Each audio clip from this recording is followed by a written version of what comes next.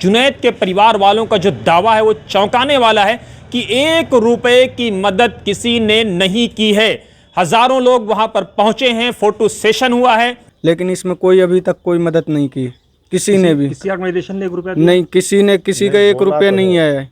बोला तो है सर, जैसा बोलने वाले तो बोल रहे हैं जी, लेकिन मदद तो नहीं की ना अभी तक। मंत्री जाहिदा खान ने बोला था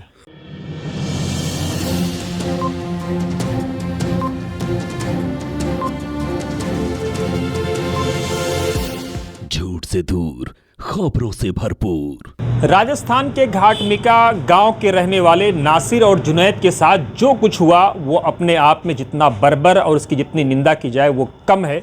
लेकिन सवाल इसकी टाइमिंग का है कि ऐसे समय में जब देश G20 का नेतृत्व कर रहा है और पूरी दुनिया में देश का डंका बज रहा है, ऐसे में वो कौन लोग हैं जो प्रधानमंत्री मोदी के जरिए 8 अगस्त को जो मीडिया में खबरें आई थी, हालांकि प्रधानमंत्री मोदी ने 7 अगस्त को जो बातें कही थी 2016 को कि मेरे दलित भाइयों को मत मारो, अगर तुम मारना चाहते हो तो मुझे मार दो।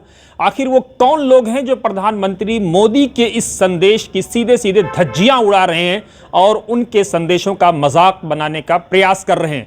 सवाल ये भी है कि वो नूह का इलाका जिसने महाराणा प्रताप सिंह का साथ दिया और हसन खां मेवाती के नेतृत्व में 10,000 मेवातियों ने अकबर से लड़ाई मोल ली और मेवात का और महाराणा प्रताप का गौरव उठाया, आज उसी मेवात के नौजवानों को जिस तरह से बर्बर तरीके से कुचला गया है, दबाया गया है, वो अपने आप में निंदनीय है। सवाल यह है कि क्या वो लोग जो हसन खां मेवाती या मेवात या महाराणा प्रताप से प्रेम करने का तथाकथित दावा करते हैं, अगर उनके दावे में सच्चाई है तो क्या वो हसन खां मेवाती के अनुयायियों और महाराणा प्रताप के शैदाइयों का इस तरह से खून करेंगे? ये एक बड़ा सवाल है।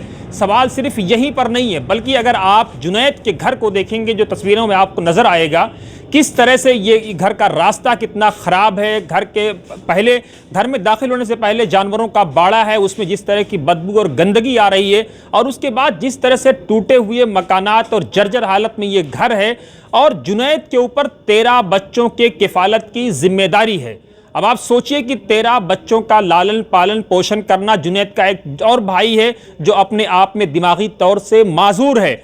वो कौन लोग हैं जो इन तमाम स्वामी विवेकानंद के उन संदेशों की धज्जियां उड़ा रहे हैं जिसमें उन्होंने कहा था कि वेदांत अगर मस्तिष्क है तो इस्लाम शरीर है? वो कौन लोग हैं जो विवेकानंद के उस संदेश का अपमान कर रहे हैं और सीधे सीधे उनकी धज्जियां उड़ा रहे हैं कि निर्मल जो ईश्वर जो बसता है वो सुथरे दिल में, निर्मल हृदय में ईश्वर बसता है? तो क्या इनके दिल निर्मल नहीं रहे, बर्बर हो चुके हैं और ये लोग सीधे सीधे भारत का गौरव पूरी दुनिया में उसको अपमानित करना चाहते हैं, पूरी दुनिया के सामने देश को शर्मिंदा करना चाहते हैं, और प्रधानमंत्री मोदी के जरिए से लाल किले से कहे गए उस संदेश की सीधे सीधे धज्जियां उड़ा रहे हैं जिसमें प्रधानमंत्री मोदी ने यह कहा था कि आइए हम 10 साल के लिए मॉनिटोरियम रखते हैं, जिसका मतलब यही था कि आइए हम नफरत से खामोशी अख्तियार करते हैं, हम प्रेम की बात करेंगे, हम प्रगति की बात करेंगे।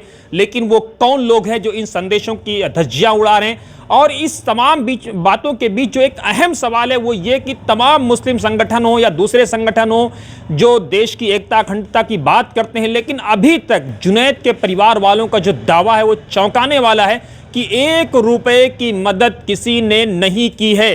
हजारों लोग वहां पर पहुंचे हैं, फोटो सेशन हुआ है, इन फोटो के बहाने से चंदे किए जाएंगे और डॉलर से लेकर रियाल तक अलग अलग दिनार और दिरहम की रकमें लाई जाएंगी, लेकिन क्या वो जुनैद के परिवार तक और नासिर के परिवार तक पहुंचेंगी?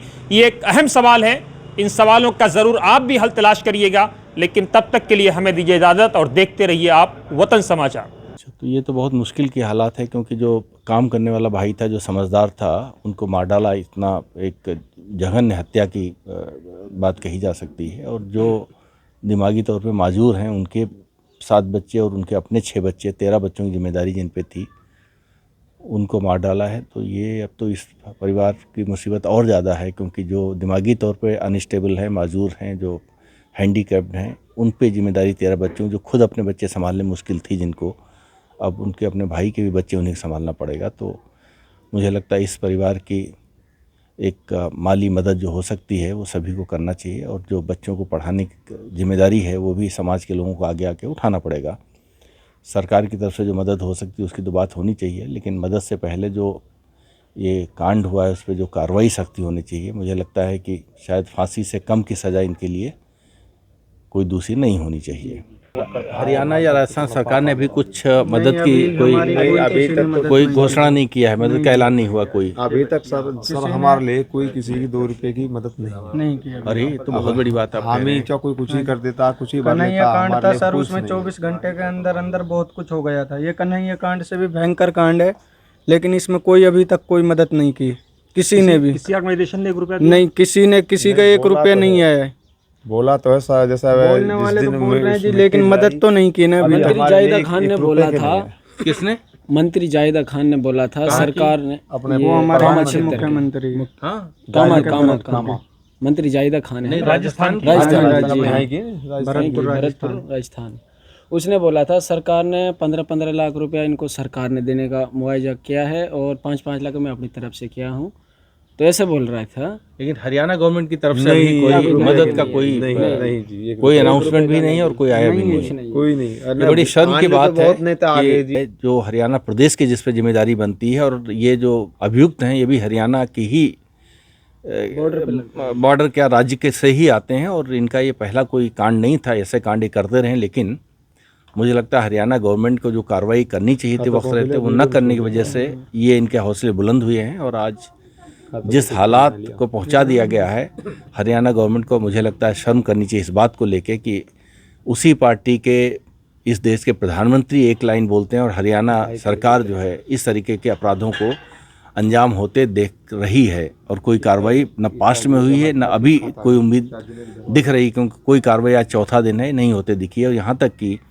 कोई मंत्री, कोई बड़ा अधिकारी, कोई घोषणा किसी मदद की कुछ नहीं किया हरियाणा गवर्नमेंट ने। ये बहुत ही शर्म की बात है कि जो पार्टी एक तरीके से एक मूल्यों की बात करती है, एक मोरालिटी की बात करती है, एक सबके विकास की बात करती है, इस तरीके की कार्रवाई अंजाम हो रही है और प्रदेश सरकार पूरी तरीके से चुप्पे साधी बैठी है।